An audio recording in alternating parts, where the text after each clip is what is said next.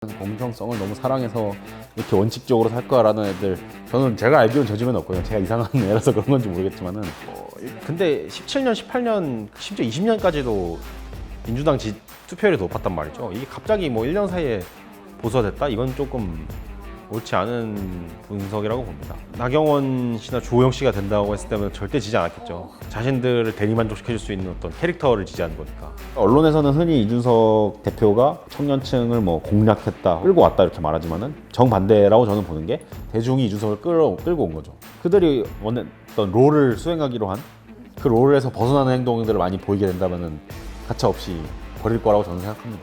무슨 뭐 선글라스 끼고 사진 찍거나 뭐 롤을 하거나 뭐 틱톡 챌린지를 하거나 막 이런 걸 하면 안 되고. 그러니까 진짜 어떻게 진짜 그런 아이디어를 누가 내는 건지 모르겠어요, 그런 거는. 그 진짜 세상에서 제일 꼴 보기 싫은 게 젊어 보이려고 하는 꼰대인데. 아니 개콘 PD를 모셔오겠다고? 진짜. 개콘이란 단어부터가 진부한데 개콘 PD라니, 진짜 이건 와 진짜 듣기 화가 나네 진짜. 개콘을 정말 2003년으로 시계를 돌리고 싶어하는 건가 진짜? 90년대생들도 제가 봤을 때는 그 불공정한 상황, 그리고 아무도 안 보는 상황에서 뭐랄까 그런 기회를 조금 그 불공정한 방식으로 얻을 수 있을 경우에는 거절할 것 같지 않거든요. 제가 제 또래들이랑 얘기를 해봤을 때도 딱히 그렇게 막 투철한, 나는 공정성을 너무 사랑해서 이렇게 원칙적으로 살 거야라는 애들, 저는 제가 알기로는 제 주변에 없거든요. 제가 이상한 애라서 그런 건지 모르겠지만은, 그렇기 때문에 제가 생각한 어떤 공정은 논리, 철학, 그리고 본인마저도 규율할 수 있는 보편적 가치로서의 공정이라기보다는 굉장히 감정적이고 그런 감각적인 반응이라고 해야 될까요? 그런 것으로 받고, 그러니까 일단 먼저 뭔가 불만을 쏟아냈고 그 다음에 그것을 공정이라는 언어를 찾아가지고 그 포장지를 씌운 것 같아요. 그렇기 때문에 반대하는 쪽에서, 반박 측에서 그건 진짜 공정이 아니야라고 해도 소용이 없는 거죠. 그러니까 중요한 거는 뭐 이게 뭐가 진짜 공정이냐 저거 진짜 공정이냐보다도 이만큼 노력했으면 이만큼은 나야 된다라고 하는 예측 가능성의 보장, 이게 좀 더 진짜 원하는 바가 아닐까 싶은 거죠. 능력주의를 우리가 얘기할 때, 비판을 할 때 그런 얘기를 하지만은, 그러면은 능력주의가 아닌 다른 시스템은 뭐가 있는가라고 했을 때 사실은 마땅한 대안이 없는 게 현실이거든요. 왜냐면 역사적으로 능력주의의 대립항은 족벌주의였죠. 족벌주의가 이제 그렇게 운영이 되다가 이거를 개인의 어떤 능력에 따라서 그 어떤 성과라든가 뭐 직위라든가 분배를 해야 된다라는 것이 이제 능력주의의 어떤 경쟁력이었던 거고 매력이었던 거고, 그게 이제 작동을 한 건데, 현재 한국 사회에서 통용된 능력주의는 어느 정도는 시험 합격하면은 그거에 맞춰서 그냥 다 놀고 먹을 수 있는 권한을 주는 그런 식으로 해석이 될 때가 있는 것 같아요. 그거는 좀 옳지가 않은 것 같고, 그러니까 능력주의라는 게 자신의 능력에 따라서 그에 마땅한 성과와 성취를 받아가는 것이라고, 보상을 받아가는 것이라고 할 때, 능력을 계속해서 측정하고 검증하면서 유동적으로 이거 바뀔 수 있게 해줘야지 좀 더 뭐랄까요, 진정한 능력주의라고 해야 되나? 예. 그러니까 언론에서는 흔히 이준석 대표가 청년층을 뭐 공략했다, 혹은 청년층을 뭐 끌고 왔다 이렇게 말하지만은 정반대라고 저는 보는 게, 청년 남성층이 이미 그 누군가 자신들을 대변해서 뭔가를 말해줄 사람을 엄청나게 찾고 있었고, 그 누구라도 그게 나오면은 이 사람에게 힘을 실어줄 준비가 다 돼 있던 거고, 그렇기 때문에 대중이 이준석을 끌고 온 거죠. 이준석 씨 대표를. 제가 이제 여기서 계속 강조하고 싶은 이준석 현상의 다른 면모는 온라인 엔터테인먼트의 문법이 정치로 굉장히 많이 스며들었다는 건데, 그 MBC 백분 토론에서의 어떤 그런 걸 보거나 아니면은 그 뭐 신지혜 씨와 이준석 대표의 토론을 보면은 이게 굉장히 인터넷 방송스럽게 소비가 됐어요. 유튜브나 이런 데서 생중계가 됐고, 채팅창을 통해서 이준석 대표를 응원하는 청년층이 막 채팅을 막 치면서 그들끼리 어떤 동질 의식을 확인하고 상호작용을 하고, 그게 커뮤니티로 하이라이트 장면들이 편집돼서 흘러가서 이거를 이제 여론을 만들어낸 거죠. 그런 과정이 근데 어떻게 비춰졌겠냐고 한다면은, 그동안 대변받지 못했던 자신들의 청년 남성층이라는 집단의 감각을 대변해준다는 느낌을 준 거죠. 이를테면은 그런 페미니즘 이슈를 둘러싸고 상대방 여성 패널을 논리적으로 뭔가 찍어 누른다든가, 아니면은 자기가 답답하게 생각했던 50대 60대의 중년층들을 역시 시원한 논리로 박살내는 모습을 보여준다든가 뭐 실제로 그랬냐 마냐 이전에 그들이 어떤 원했던 롤을 수행하기로 한 거죠. 그 롤에서 벗어나는 행동들을 많이 보이게 된다면은 가차없이 버릴 거라고 저는 생각합니다. 근데 문제는 이준석 입장에서는 그들이 어떤 그 요구하는 아바타로서의 역할 그리고 롤이 현재의 어떤 공식적인 사회 관념 내지는 합의와 강력하게 충돌할 때 어떻게 이걸 조율해내 가지고 이 양자 사이에서 그 뭐랄까 최적점을 찾아낼 수 있느냐가 이제 과제인 거겠죠. 이거 아주 민감한 문제긴 한데 제 생각에는 젠더 갈등은 일단은 90년대생 혹은 2010년대의 젠더 갈등과 그 이전의 젠더 갈등은 많이 다르다고 생각이 돼요. 그러니까 좀 윗세대들은 그 이전의 젠더 갈등, 그 어떤 90년대 영페미니스트의 등장이라든가 뭐 00년대의 뭐 군 가산점 논쟁 내지는 호주제 폐지 논쟁 이런 걸 생각하고 젠더 갈등을 대입한 것 같은데 저는 이렇게 보면은 좀 그 시각에서 보자면은 안티페미니즘 굉장히 위험한 사상이라고 여겨질 수도 있다고 보는 거죠. 근데 90년대생들의 젠더 갈등은 굉장히 다른 영역에서 벌어지고 있죠. 가장 대표적인 게 콘텐츠 영역이고 그리고 20대 남성들이 겪은 페미니즘은 사실은 그 00년대나 90년대가 아니라 2010년대의 문화 콘텐츠를 둘러싼 싸움이라든가 여러 이슈를 둘러싼 싸움이었던 거고 그것이 사실상 그 둘의 90년대생 남성과 여성의 세계관에서는 이거는 그 온라인 남쪽 커뮤니티, 여쪽 커뮤니티라는 데서 누적된 서사와 피해 의식을 서로가 계속해서 주고받으면서 일진일퇴를 거듭하는 전장인 거죠. 그렇게 네네네네. 문재인 정권이 한번 맨날 그런 거잖아요. 그 남초 집단에서는 이렇게 말하잖아요. 문재인 정부가 페미니스트 집단, 민주당은 페미니스트 정당이기 때문에 한남을 억압한다라는 게 그 핵심인 거잖아요. 근데 여성들은 그렇게 말하잖아요. 아니 문재인 정부가 뭐 얼마나 페미니즘 대단한 거 했다고 그러냐고. 이게 본질인 거죠. 여성들의 그런 불안이라든가 불만이라든가 요구라든가를 사실은 민주당이 끌어안겠다고 했었죠.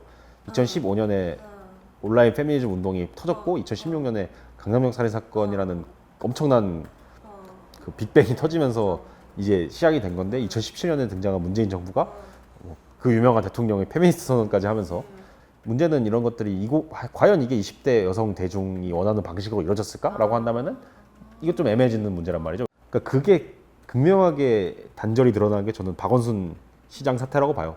당시 이제 민호회라든가 뭐 여러 가지 단체에서 대응이 늦었고 부적절 했잖아요. 뭐 이거는 뭐 누구도 인정할 수밖에 없는 그런 일이었었고 이게 여성 대중들에게는 특히 20대 여성들에게는 굉장히 많은 실망감을 저는 안겼을 거라고 봐요. 그렇기 때문에 지금 만약에 청년 정치인들이 청년을 대변하겠다고 한다면 그냥 막연하게 나는 청년을 대변하겠다가 아니라 그냥 좀 더 구체적으로 이준석 그냥 그 이대남 대변하겠다고 나섰듯이 그냥 어떤 뭐 그게 지금 류호정 의원이나 장혜영 의원 같은 사람이 될 수도 있고 아니면 지금 다른 누구가 될 수도 있겠지만은 그런 20대 30대 내지는 그런 청년 여성층들의 불만을 좀 더 다이렉트 그냥 직접적으로 엔터테인먼트적 요소를 가미해가지고 대변하겠다고 나서면은 그 사람이 또 사회를 바꾸는 어떤 중요한 역할을 할 수 있겠죠. 그러니까 저는 의제가 없는 게 가장 큰 문제인 것 같아요. 그러니까 박근혜가 당선되면서 보수 정당이 의제를 잃었죠. 왜냐면은 복고주의적인 성향이 들어서면서 그냥 다 끌려다닌 것밖에 없는 거죠. 뭐 어떤 사건 터지면은 대응 이상하게 하고 공격받고 이거에 대한 실망감으로써 이제 민주당 정권이 등장을 한 건데 이거에 대해서도 생각을 해보면은 의제가 있었는데 2년 만에 저는 유통기한 끝났다고 보거든요. 소득주도 성장이 있었고 남북 화해가 있었죠.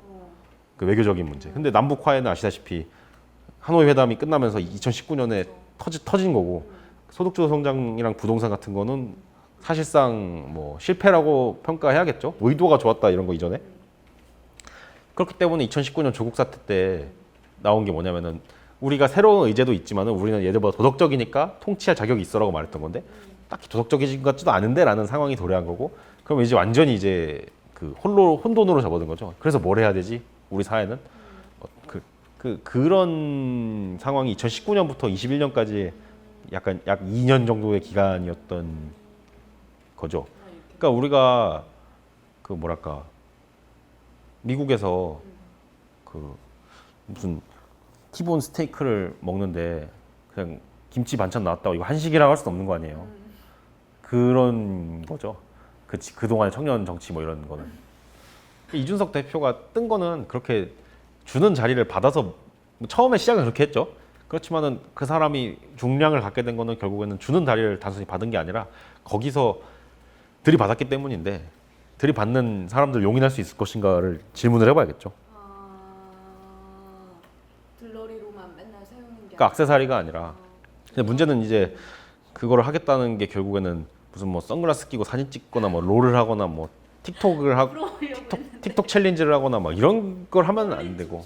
그러니까 진짜 진짜 오히려 좀 무게감을 가져주고 나는 이해하고자 노력해볼게라고 하는, 나는 모르지만 이해하고자 노력해볼게라고 하는 그런 자세가 더 진실감 있게 다가오는 건데, 예전에 김대중 대통령이 서태지 씨를 두고 그 서태지 씨의 팬들이 편지를 보낸 적이 있어요. DJ한테. 네. 서태지가 은퇴를 한다고 하니까 이걸 막아달라고. 그 김대중 대통령이 이 시대가 무슨 시대인데 가수가 은퇴를 하겠다고 해서 대통령이 그거를 뭐 할 수가 있는 시대겠냐. 근데 내가 서태지 씨의 음악을 들어봤는데 처음에는 너무 이해가 안 가고 이상한 음악이었다고 생각이 됐지만은 들어보니까 나도 이해될 정도로 너무 좋더라. 그런 점에 있어서 뭐 우리 한국의 문화 영향을 확인을 했고 정치인들은 이거를 지원은 하되 간섭을 하지 않는 쪽으로 노력하겠다라는 식으로 메시지를 냈어요. 그러면서 제가 기억 워딩이 정확하진 않은데 대한민국 대통령 김대중이 문화 대통령 서태지한테란 말을 했거든요. 저는 이게 오히려 기본적인 접근법이라고 봐요. 기성세대가 새로운 세대한테 할 수 있는 방식, 그러니까 모르는 거 인정은 하지만은 너희들 존중하고 얘기해 보자라고 하는 그런 허심탄회함, 그런 게 사실은 사라지고 어린 놈의 새끼들 아니면 꼰대 새끼들 막 이렇게 되니까 사회가 지금 극한으로 치닫는 거고, 그런 차원에서 그 90년대나 00년대에 약간 열려있던 사회 분위기가 왜 이렇게 된 것인가에 대해서 좀 안타까움도 있죠. 핵심은 그거겠죠. 그러니까 강력한 공통 경험을 기반으로 만들어진 집권 어떤 연합이 이제 있는 거고, 그게 엄청난 동질적인 명분을 갖고 있기 때문에 다양성이 수혈이 안 되는 게 그게 좀 문제인 것 같아요. 오히려. 사실은 생각해보면 386이라는 집단은 김대중 대통령이 민주당을 다양하게 만들어 보겠다고 데려온 사람들이란 말이죠. 그러니까 그때는 민주당도 뭔가 그런 식의 생명력이 있었던 거죠. 근데 386이라는 굉장히 동질적인 집단이 주류를 장악하니까 오히려 그런 게 떨어지게 된 거죠. 이게 역설적인 면인 건데. 그러니까 80년대 그 사람들이 학생 운동을 했을 때의 상황을 보자면은 그분들은 한국 사회를 어떤 그 거대한 부조리로 봤던 거죠. 그러니까 시작부터 친일파라는 집단이 있었고, 그 친일파는 제대로 청산이 안 됐고, 청산이 안 된 이유는 미국이 이 나라를 냉전의 어떤 최전선으로 삼았기 때문이고, 그렇기 때문에 친일파가 군부 독재 세력과 연결이 되고 그들의 비호화에 있었던 재벌이 있는 거고, 뭐 그런 식의 세계관이 있단 말이에요. 근데 이 모든 거를 부정하려 했던 거죠. 80년대 이후에는, 80년대부터는 재벌은 중소기업, 농민, 노동자, 그리고 그 군부 독재 세력은 민주화 운동으로 뭐 그런 식. 미국은 이제 뭐 북한이나 혹은 뭐 중국 등의 아시아 다른 국가들로 이제 대립항을 만들어 놓고 그거에 몰두를 했던 건데, 그 대립항이 안티테제들에 몰두를 했던 건데, 그 문제는 이게 80년대의 군부 독재 국가의 청년 운동이라는 맥락에서 보면은 뭐 이해가 되는 거지만은, 한국은 90년대, 2000년대, 2010년대를 거치면서 1인당 GDP 4만 달러의 세계 10위권의 경제대국으로 진입을 했단 말이죠. 그런 나라의 지도 그룹이 됐을 때 이 사상을 그대로 갖고 있는 거는 이제 문제가 되는 거죠. 문제는 그 보수 진보의 어떤 그런 대립 과정에서 이런 식의 세대 이 특정 집단의 사고 전환이 이루어지지 못했던 거고, 여전히 그 어떤 보수의 어떤 기득권이라는 게 이 사회에 공고하다라는 어떤 인식이 아직도 이제 뿌리 박힌 그런 상황에서, 그 386 세대가 이제 나이를 먹고 사회에 진출하고 주류가 되면서 한국 사회의 경제 성장과 이런 거 여러 가지 덕분에 부를 얻게 되면서 그걸 이제 저는 더 무절제하게 그걸 추구했다고 봐요. 그런 면에서. 그러니까 자녀 세습이라든가 아니면은 뭐 부동산 투자라든가 뭐 이런 면에 있어서 그 어떤 나는 진보에다가 좀 이 사회의 기득권은 쟤는 보수니까 나는 그래도 이런 거 좀 해도 괜찮겠지라는 식으로 그런 식의 어떤 모순된 면모들이 나타났다는 거죠. 이중 생활이라고 해야 될까? 그러니까 물론 이제 보수 정당도 보수 애들도 마찬가지로 타락하고 더 썩었지 않냐라고 하지만은, 여기서 차이점이 있다면은 사회의 어떤, 그러니까 진보 진영 정책의 문제점들은 자기들이 어떤 그 민주당 정권의 소득주 성장이나 부동산 정책 같은 걸 봤을 때 이게 잘 나타나는 건데 자기들은 어느 정도 사회에서 자리 잡은 상류 중산층이자 기득권인 면모가 있는 건데 여전히 뭔가 그런 민족해방혁명이라고 해야 될까요? 사회혁명이라 해야 될까요? 그런 거를 추구했다는 게 이제 거기서 미스매칭이 발생하면서 정책 효과들이 굉장히 좀 부정적으로 나타났다고 보는 거죠. 차라리 나도 기득권이야라고 인정을 하고 솔직하게 그 들어가면은 좀 더 책임감 있는 정책을 펼치지 않았을까요? 왜냐면은 그러니까 나도 강남에 집 사고 자식 외고 보내고 싶은 욕망이 있는 거고 그런 욕망에 맞춰서 삶을 살았으면은 남들 보고 그렇게 하라고는 못할 거 아니에요. 다른 일도 그런 욕망이 있는 걸 인정을 해야 되는 거고. 그럼 좀 더 뭐랄까요? 누구를 적으로 규정하고 누구를 억누르는 정책보다는 인센티브라든가 뭐 그런 유도 넛지라든가 이런 걸 활용하는 다른 정책들을 썼었겠죠. 상대를 적으로 규정하고 분수하려는 정책이 아니라. 저는 이제 정치는 그냥 엔터테인먼트라고 생각이 됩니다. 그러니까 사람들이 원하는 어떤 욕망이라든가 열망은 이미 있는 거고 그걸 받아 안아가지고 대리만족을 제공해 줄 수 있는 게 제일 이제는 중요해진 것 같아요. 왜냐하면은 이 정보화로 인해서 그 과거에는 정치라든가 뭐 정책 결정이라든가 뭐 토론이라든가 이런 과정을 TV나 뭐 신문 뭐 몇 개의 소수의 방송 뭐 이런 걸로 통제가 되는 건데 지금은 내가 원하는 걸 찾아볼 수가 있고 내가 원하는 그러니까 나랑 뭔가를 공유하는 사람들끼리 모여서 세력을 형성할 수 있는 시대잖아요. 누구나. 그러니까 그렇게 되면은 더 수요자 중심으로 흘러갈 수밖에 없고 정치도 이제 그렇게 변하는 거 아닐까 싶어요. 그러니까 엘리트들이 시대 정신은 이거야라고 생각해서 사람들에게 이게 시대 정신이니까 따르십시오라고 하는 게 아니라 사람들이 내가 원하는 건 이거야라고 하면서 팬덤을 모아가지고 누구를 지지를 하고 그 사람이 활약하는 걸 보면서 대리만족을 느끼는 거. 전형적인 아이돌 문법이죠.